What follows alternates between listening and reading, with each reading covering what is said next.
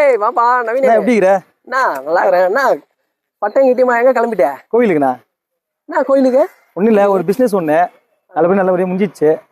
சரி கோயிலுக்கு போயிட்டு நம்மளால முடிஞ்சு ஒரு 10,000 காணிக்கை போட்டுட்டு வரலான்னு கிளம்புறேன். காணிக்கையா? ஆமா நான் சொல்லுங்கண்ணா. என்னண்ணா?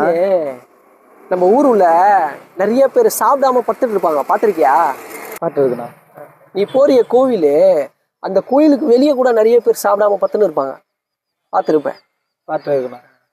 முதல்ல அவங்களுக்கு போய் சாப்பாடு வாங்கி கொடு, சரியா? எவ்வளோ அநாத ஆசிரமம் இருக்கு, எவ்வளோ பேர் சாப்பிடாம எவ்வளோ கஷ்டப்படுறவங்க நிறைய பேர் இருப்பாங்க ரோட்ல, பார்த்துருப்பேன். அவங்களுக்கு போய் அந்த காசை எடுத்துன்னு போய் கொடு நவீனே. அவங்க ஒரு ரூபத்துல கடவுளா பார்ப்பாங்க, புரிஞ்சுதா?